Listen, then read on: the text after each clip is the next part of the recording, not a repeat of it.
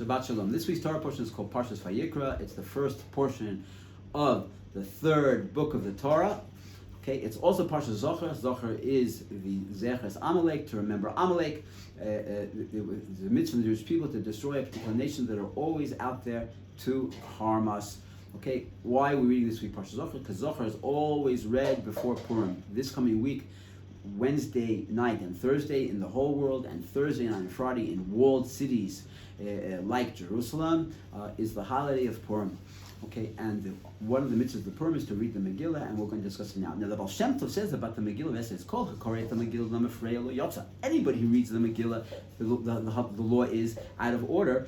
If you come into shul in the middle and you hear the last half, you can't go and listen to the first half. If you listen to it out of order, you haven't fulfilled the commandment. The Baal Shem Tov says no.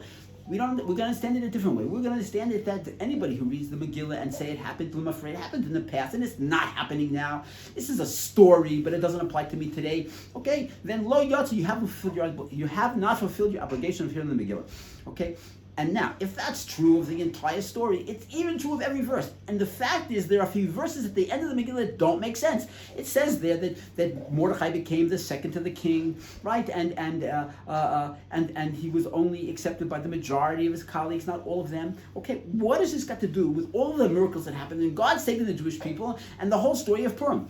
And the answer is very, very interesting. Okay, right? That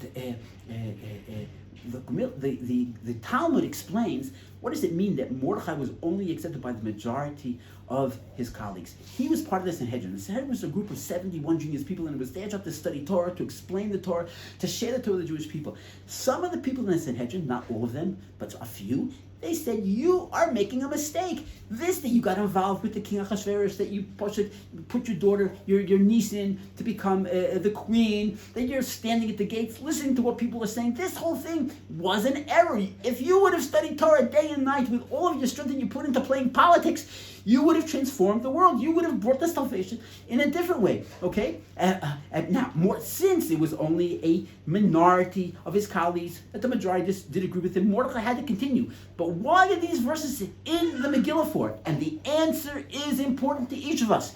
A person has to know that when he steps forward, when there's a situation where he has to deal with it, either in his family or in his workplace or in his community, and there's nobody else dealing with it, and you step forward, you have to know, number one, not everybody is going to agree with you. There are going to be some people that think you're making a mistake. And number two, just like Mordechai went from the fourth level in the Sanhedrin to the fifth level, he was actually had some personal damage, right? We have to know that what we're doing is hard. Not everybody's going to agree with us. People are even going to tell us we're making a mistake. And nevertheless, we have to push forward. That's the teaching of the Megillah. Okay? Happy Purim for everybody. And when it's your turn, don't stop. Push ahead.